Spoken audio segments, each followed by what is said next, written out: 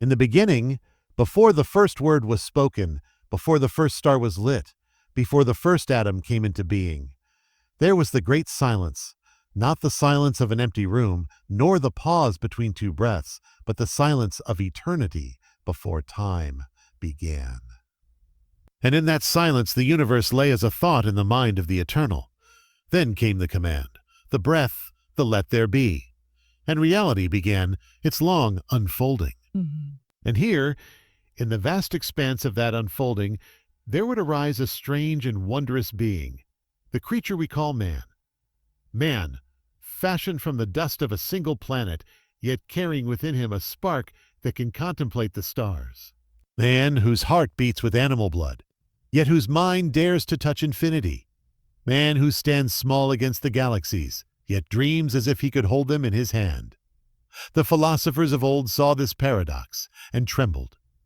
The psalmist asked, "What is man, that you are mindful of him?" That you are mindful of him? The Greeks pondered the logos, the ordering word by which all things were made, and wondered if man was part of its eternal harmony. The sages of the East spoke of the Atman and the Brahman, the self and the all, and taught that the two were not separate. Everywhere the same question, what is man's place in the great design? For the universe is not merely a place we inhabit, it is the fabric of our being. We are not strangers in its corridors, we are woven from its threads. The iron in our blood was forged in ancient stars. The light that enters our eyes began its journey millions of years ago. We are children of earth and children of heaven, dust and glory bound in one frame. Yet there is a deeper mystery. If the universe is only matter in motion, only the blind dance of particles, then man is nothing more than an accident, a fleeting flame soon to be extinguished. But if the universe is a creation, a thought of the divine, then every breath we take is part of a larger song, a song whose meaning we have only begun to learn. Here lies the tension in every human soul. We are caught between the infinite above and the finite within. The stars speak of immensity, yet our days are numbered. The cosmos moves with relentless laws, yet within us burns the longing for freedom. We are bound to the earth, yet our thoughts leap beyond the farthest galaxy. This tension is not an error. It is the key. For only in this tension can we awaken to our true nature, as beings who dwell in two realms at once. But man has often forgotten this. He has walked the earth as though it were his alone, forgetting the heavens. He has looked at the stars as though they were mere ornaments in the night sky, forgetting that they are older than all his empires. And when man forgets the grandeur of the cosmos, he also forgets his own dignity. For our greatness does not come from ruling over the world. It comes from knowing we are part of something far greater than ourselves. And so, the first task of wisdom is this: to remember that we are more than consumers of the earth's resources, more than survivors of a biological struggle. We are the bridge between dust and eternity. Our feet are in the soil, but our mind reaches toward the heavens. We are not here by chance, nor do we wander without purpose. But to see this, we must open our eyes to the ancient voices that have spoken before us, voices that saw beyond the veil of the visible, that heard the music of the spheres, that spoke of order and meaning in the midst of chaos. And so we turn to them, not as relics of the past, but as guides for the present. The voices come to us from every corner of the earth, from every age of man. They are the echo of those who stood beneath the same heavens we see tonight, who asked the same questions that stir in our souls. They speak in different tongues, yet their message is one: that the universe is not chaos but order, not emptiness but meaning, not mere accident but design. From the banks of the Nile, the scribes of Egypt carved into stone their vision of the cosmos, a vast order upheld by Ma'at, the principle of truth and balance. They knew that to live against the order of the heavens was to invite ruin, and that man's task was to walk in harmony with the rhythm of the world. From the hills of ancient Israel came the prophets, declaring that the heavens declare the glory of God, and the skies proclaim the work of his hands. They told of a creator who calls the stars by name, and yet bends down to hear the cry of the lowly. They proclaimed that man is neither God nor beast, but a creature made in the image of the infinite, placed in the garden of the world to tend and to guard. Of the world to tend and to guard. From the white marble cities of Greece came the philosophers. Pythagoras spoke of the music of the spheres, the harmonies that bind the cosmos. Plato wrote of the realm of forms, eternal patterns of truth of which the things of this world are shadows. Aristotle saw man as the rational soul in the hierarchy of life, uniquely able to grasp the causes of things and to live by virtue. In the East, the sages of India whispered of the great unity. That Atman, the self within, is one with Brahman, the eternal reality. They taught that to know oneself is to know the whole, and in the mountains of China, Lao spoke of the Tao, the way that moves through all things, unseen yet sustaining all life, urging man to live in harmony with its flow. Though their words differ, their vision converges. The universe is a tapestry, and man is a thread woven into its pattern. We are not isolated beings drifting in space. We are part of the fabric. To cut ourselves off from it is to lose our place and our purpose. Yet, the centuries passed, man began to forget these voices. The rise of power and empire, the pursuit of wealth and conquest, the pride of intellect. All these made him deaf to the wisdom of the ancients. He began to see the universe not as a sacred order, but as raw material to be used. The stars became distant fires, the earth a storehouse to plunder, life itself a competition for survival. Science would rise, and it would give man the power to peer deeper into the heavens than ever before, to measure the speed of light, to trace the age of the stars, to uncover the laws that govern their motion. But with this knowledge came a danger. That man might mistake the laws for the lawgiver, the mechanism for the meaning, for a clock may tell time without revealing the one who wounded. And so, in the modern age, man finds himself in a paradox. He knows more about the universe than any who came before him, yet he feels more lost within it. He can map the galaxies, yet he cannot answer the cry in his own heart. He can split the atom, yet he cannot mend the rift between his soul and the source of all things. The ancients would tell us this: knowledge without wisdom is like a ship without a compass. It can travel far, but it will not find its harbor. So, if man is to understand his place in the universe, he must listen again, not only to the equations of the scientist, but to the song of the heavens. Not only to the data, but to the design. For the universe is more than matter and energy. It is meaning. And if we are to find our place within it, we must face the great silence that surrounds us and hear what it has to say. The silence of the stars is unlike any other silence. It is not the quiet of an empty room or a sleeping village. It is the silence of a universe so vast that even the roar of 1 billion suns cannot be heard. And under that silence man stands, a small creature on a small world, gazing upward, waiting for an answer. We send our eyes into the heavens with telescopes, our voices into the void with radio waves, our machines into the dark between the planets. And still, the universe gives no reply. The constellations do not rearrange themselves to spell our names. The galaxies do not turn to acknowledge our existence.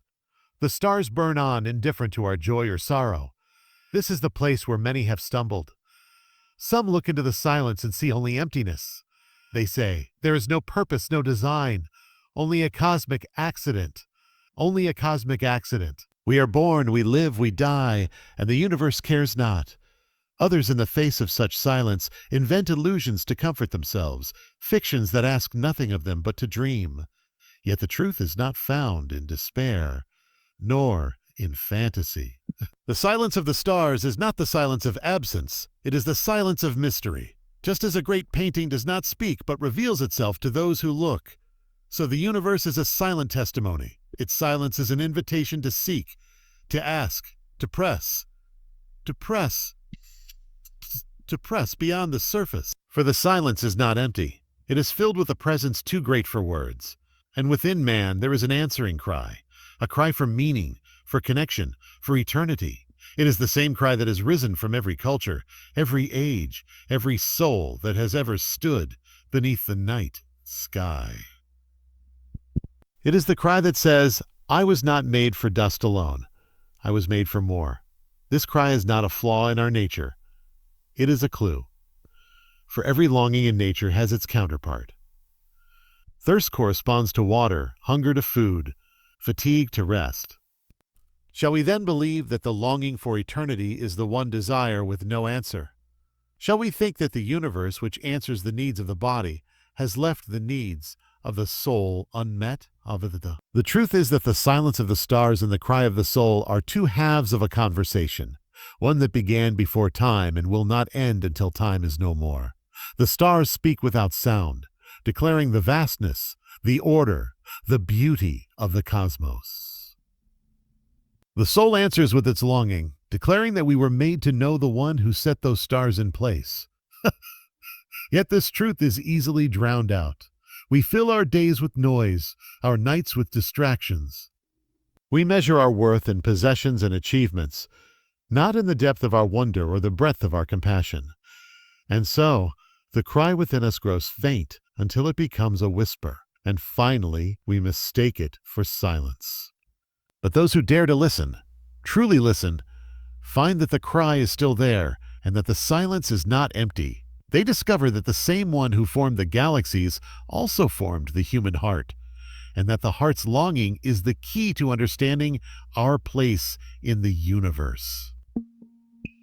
And if this is true, if the silence of the stars is not absence but presence, and the cry of the soul is not delusion but destiny, then man is not adrift in the cosmos after all. He is being called. Called to a deeper journey, to a higher purpose, to live not as an orphan in a cold universe, but as a child in the house of his Father.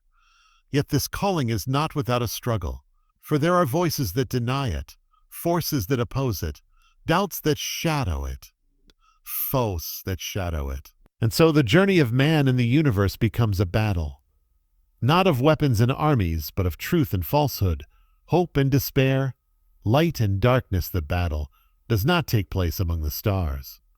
It is fought in the secret chambers of the human heart. It is the war between two visions of reality, one that says the universe is a vast, indifferent machine in which man is a fleeting accident, and one that says the universe is a living creation in which man has a divine appointment. These two visions cannot both be true. One leads to despair, the other to hope. One tells you that love is nothing more than chemistry, that beauty is nothing more than chance, that your life is nothing more than a spark that appears and vanishes into the void. The other tells you that love is the very language in which the universe was spoken into being, that beauty is a glimpse of eternal truth, that your life is part of an unfolding story older than the stars. This battle has been fought in every age. It was fought when the ancient prophets stood against kings who bowed to idols of stone. It was fought when Socrates drank the hemlock rather than betray the truth he had seen. It was fought when Galileo, gazing through his telescope, refused to deny what the heavens had shown him. It is fought today when men and women stand against the tide of a culture that tells them life is meaningless.